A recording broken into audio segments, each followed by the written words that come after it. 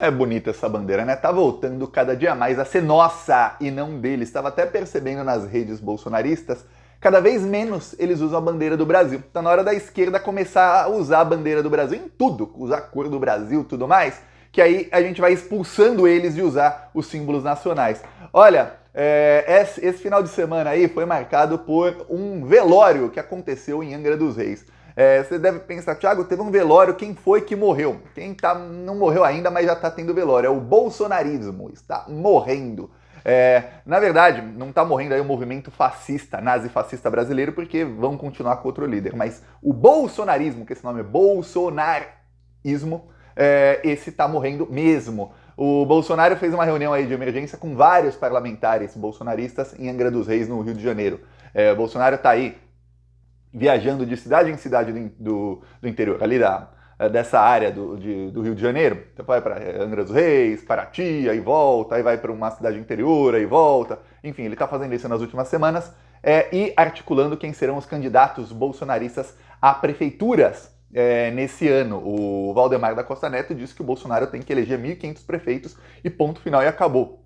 Então o Bolsonaro está meio sem saída nisso aí, está tendo que trabalhar fazendo essa articulação ali. Só que a articulação do Bolsonaro é o seguinte, é colocar gente bolsonarista raiz nas candidaturas de prefeituras e gente que ele sabe que será alvo da Polícia Federal para impor narrativas.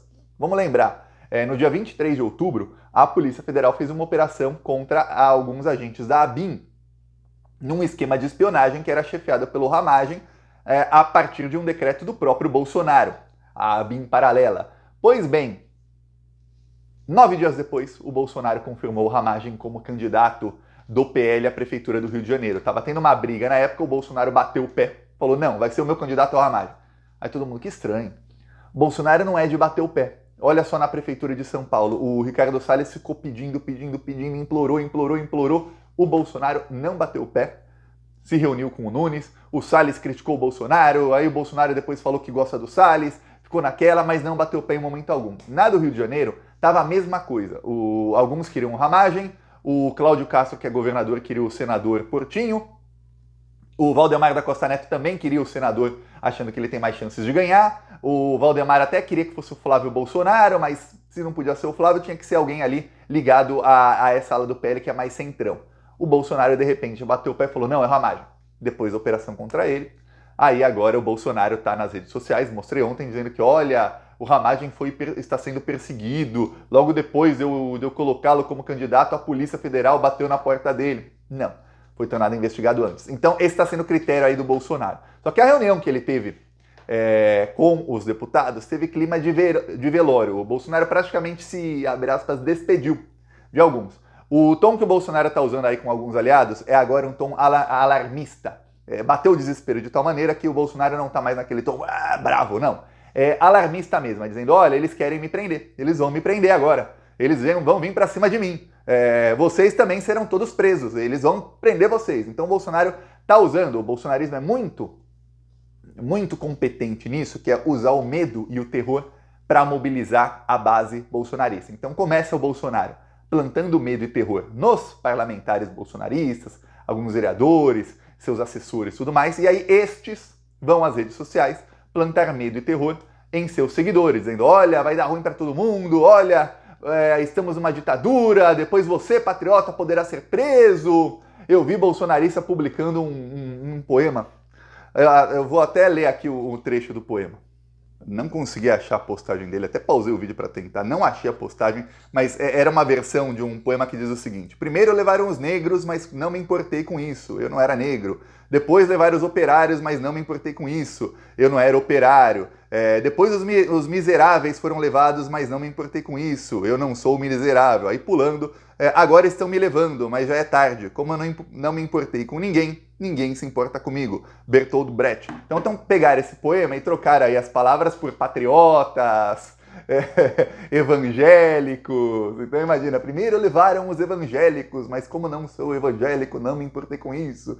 Aí levaram os patriotas, mas como não sou patriota, não me importei. Então eles vão mudando as palavras ali do poema para dizer que, olha, estamos numa ditadura e estão prendendo e vão prender todo mundo. E se você não se importar com isso, você será o próximo, é assim que tá, e isso vem do discurso desesperado do Bolsonaro para os seus pares. Esse desespero também foi dito por alguns dos parlamentares. É bom que começou a vazar, pouco a pouco vai vazando na imprensa, o que falaram aí os parlamentares na reunião secreta de emergência que tiveram em Brasília. Olha, para você fazer um monte de bolsominion trabalhar não, foram até Brasília, né, sair das férias, para ir até a capital federal, em pleno janeiro, porque, e o pior, na última semana de férias, é porque a coisa tá feia, muito feia. E agora a gente começa a saber que o que eles estão articulando é o seguinte: eles falaram para o Arthur Lira e para o Rodrigo Pacheco que se eles não se posicionarem junto aos bolsonaristas contra os ministros do STF, eles vão obstruir todos os trabalhos na Câmara dos Deputados. Para quem não sabe, em 1º de fevereiro acaba o recesso e voltam as sessões da Câmara. Obviamente no primeiro dia não tem nada importante, mas a partir da segunda semana de fevereiro já começa a ter coisa um pouquinho mais e tal, um burburinho maior. Só que aí vem o Carnaval, Brasilzão, né? Pô, Brasil. Você acha que vossas excelências vão trabalhar muito antes do Carnaval? Não. Então, depois do Carnaval, começa o ano mesmo. E ali, os bolsonaristas estão prometendo que já nessa primeira semana de fevereiro e na segunda eles já vão atrapalhar tudo, não vão deixar que nada seja votado e que, principalmente depois do Carnaval, eles chegarão. Eles já vão tentar agora, mas depois do Carnaval, porque eles vão ter que aglutinar forças aí, eles virão com tudo para tentar pautar o impeachment do Alexandre de Moraes. É isso que eles vão tentar fazer. Os bolsonaristas também querem agora uma PEC, eles estão tentando apoio de alguns parlamentares do Centrão, então eles estão indo atrás dos mais corruptos, que são os mais suscetíveis a serem beneficiados pela PEC, que é uma PEC que diz o seguinte... tomara que eles fiquem insistindo nisso, tomara que... Esse é um tiro no pé tão grande. É uma PEC que diz que qualquer operação de busca e apreensão no gabinete de um parlamentar tem que ser avisada com 10 dias de antecedência para a mesa diretora. Mesa diretora, para quem não sabe, tem 7 parlamentares, tá? Não é um só não, são 7. Então todos esses 7 têm que ficar sabendo e eles têm que aprovar que a Polícia Federal possa fazer uma operação de busca e apreensão no gabinete de um parlamentar. Eu vou te mostrar aqui quem é a mesa diretora da Câmara e do Senado. Na Câmara, Arthur Lira, presidente, Marcos Pereira, vice-presidente, Sóstenes Cavalcante, bolsonarista do PL, segundo vice-presidente, Luciano Bivar, do União Brasil, secretário, Maria do Rosário, secretária, Júlio César, do PSD, secretário, e Lúcio Moschini, do MDB, secretário. Quer dizer, todos esses 7 seriam avisados com 10 dias de antecedência que a Polícia Federal iria no gabinete do Carlos Jordi. Qual a chance disso não vazar? Essa é a PEC que eles estão aí tentando aprovar, então os bolsonaristas estão indo atrás de parlamentares corruptos, porque esses têm aí alguma chance de que algum dia seja feita a busca e apreensão, a justiça, a Polícia Federal vão atrás deles. Então os bolsonaristas acham que tem uma chance deles chegarem aí à maioria para aprovar uma PEC, porque isso é do interesse de muitos parlamentares. Aí você imagina, obviamente isso ia vazar. Aí o que acontece? Se uma PEC dessas é aprovada, não será, viu? Para quem tá falando, Thiago, não, vai acabar. Se uma PEC dessas fosse aprovada, é óbvio que é inconstitucional, o que aconteceria é que o gabinete de um parlamentar viraria uma espécie de bunker. Por quê? Porque é inviolável. Então o que acontece é que o parlamentar comete crimes e aí as provas ele deixa todas dentro do gabinete. O parlamentar pode assassinar alguém, deixar a arma dentro do gabinete dele, porque para a polícia ir lá e pegar a arma com a prova do crime, a mesa diretora tem que ser advertida com 10 dias de antecedência e autorizar. Então se tiver uma mesa diretora bolsonarista, fala, não, que a Flor de Lis matou ali o marido / filho, que ela era casada com um filho, né? Matou o filho, o marido... O que? Vamos supor, a arma do crime está no gabinete dela, diz a Polícia Federal. Tá nada, não vamos aprovar isso aqui não. Sai, polícia. Não pode entrar no gabinete da Flor de Lis. Ou, sim, pode entrar. Ô, Flor de Lis, daqui 10 dias a polícia vai lá no seu gabinete, hein? Se tiver coisa lá, tira. Imagina um negócio desse. É óbvio que é inconstitucional. Então eu tô torcendo muito para eles continuarem nessa.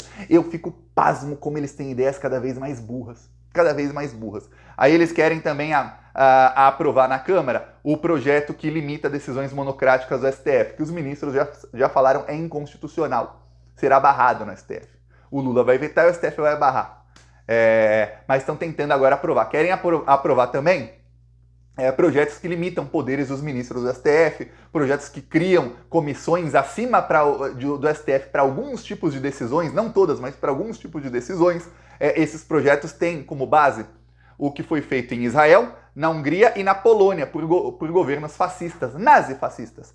O que foi feito lá é que foram criadas comissões acima das Supremas Cortes de lá. Então, a Suprema Corte de Israel, a da Hungria e a da Polônia, quando tomam uma decisão, ela tem alguém que revisa essas decisões. E se não gostarem, na Polônia, por exemplo, da decisão, os ministros podem perder o cargo. Olha só, isso que os bolsonaristas almejam para o Brasil. Eles já têm ali na extrema-direita mundial, aliada deles, eles já têm ali a trilha para dar um golpe, para ficar no poder para sempre. Só que eles não tiveram aí, em 4 anos, tempo de fazer isso. Precisam de mais maioria. Então, agora, o grande projeto deles é a vitimização para conseguir uma maioria no Senado em 2026, para que eles consigam maioria para impeachment de ministros do STF, para que mesmo se eles não elegerem um presidente em 2026, eles sabem que eles já vão pavimentar o caminho aí para no futuro eles conseguirem dar golpe. Lembre-se, o golpismo fica à espreita e não é uma coisa assim para hoje, amanhã.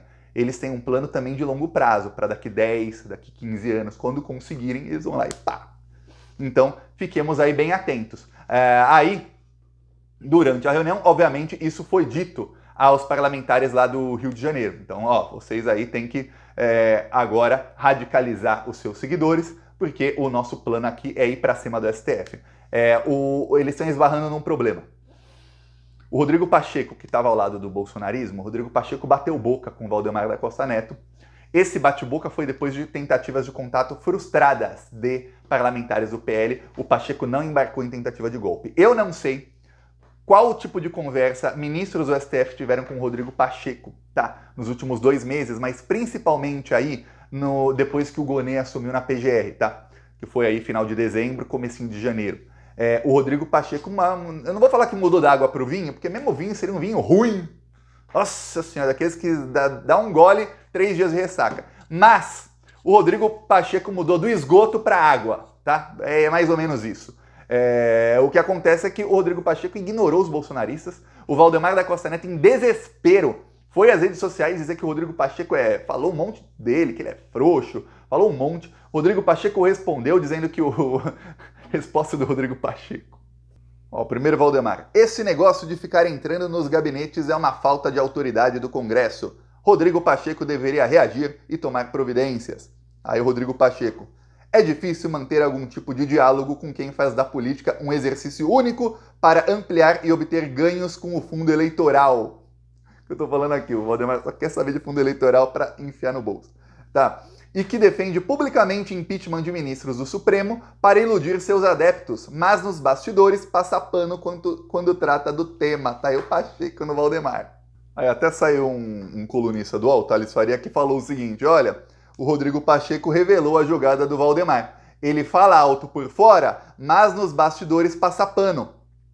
Aí ele diz nos bastidores, não é bem assim. Eu tô dizendo isso porque o Bolsonaro, vocês sabem, conhece o temperamento dele, eu tenho que falar isso publicamente. Esse é o jogo do Valdemar hoje, que não se acredite muito no que o Valdemar tá falando. O Valdemar é pragmático e está usando o Bolsonaro do jeito que quiser. Depois das eleições, eles vão sentar e fazer a DR deles. DR talvez por meio de advogados, que o Bolsonaro muito provavelmente estará preso durante o período eleitoral, depois das eleições, etc, etc. Então, tá aí, bate-boca aí do Valdemar, porque o Pacheco não escutou. O que está acontecendo é o seguinte, os ministros da STF estão furiosos. As notícias que saíram na imprensa, depois da operação aí da BIM, depois desse relatório, é que os ministros da STF estão por aqui. Parece, não tem como falar que sim, que não, que alguns ministros já sabiam, não sei se foram avisados informalmente ou não, mas eles já sabiam que estava tendo espionagem e que a chance de todos eles terem sido espionados é muito grande, tá?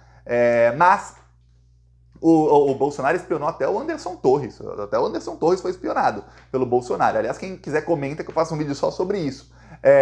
Aí o que parece é o seguinte. Quando foram avisados, teve uma mudança muito grande no STF. Todos já estavam apoiando o Alexandre de Moraes. Exceto, obviamente, o Mendonça e o Cássio Nunes. Mas, a partir do momento que eles percebem como o Bolsonaro estava espionando, fazendo tudo isso, o que acontece é que estão furiosos com o bolsonarismo. Então a mensagem para o Lírio e para o Pacheco é o seguinte, não se metam, não tentem ajudar criminosos, porque vai ficar ruim para vocês também. Se vocês tentarem ajudar essa corja, vocês estão aí mexendo onde não é para se mexer. Tem decisões do STF que vocês, como Congresso Nacional, tem ali os três poderes, vocês podem falar, obviamente é papel do Lira e do Pacheco esticar a corda, entre aspas, para tentar manter mais poder do Congresso Nacional em algumas coisas, é papel do STF também, do outro lado, puxar daqui e falar, não, isso é atribuição nossa, não é de vocês não legislam, a gente tem que criar aqui as regras, tudo mais, ok. Mas quando a gente está falando de golpe de Estado e desse tipo de coisa, não se metam, porque a coisa vai ficar bem feia para vocês também. Aqui não vai ter apaziguamento, não vai ficar pedra sobre pedra. Isso é o que está sendo dito nos bastidores, obviamente não com essas palavras, não, mas às vezes até com palavras bem mais duras do que essas que eu estou usando, viu? Então o clima não está nada bom aí para os bolsonaristas, por isso está ampliando o desespero deles. Eles perceberam aí pela primeira vez, olha, desde muitos anos, aí, desde que o Bolsonaro é presidente, desde antes disso, até desde que o Lula assumiu, é a primeira vez que eles não têm apoio de ninguém. Ninguém quer tocar nos bolsonaristas, muitos não atendem nem as ligações dos bolsonaristas, porque imaginam, pô, se eu atender uma ligação de fulano, é capaz que a Polícia Federal vá na casa de fulano amanhã depois, e aí tá lá que ligou pra mim. Aí você é investigado, eu também? Nananina não. Então muitos não querem nem falar com esses bolsonaristas. Esse tá o nível, viu? A coisa vai piorar muito nas próximas semanas. Tem alguns dizendo aí que, olha, semana que vem e a outra vai ser um Deus nos acuda. Veremos. Eu peço aí a sua inscrição no canal. Falou!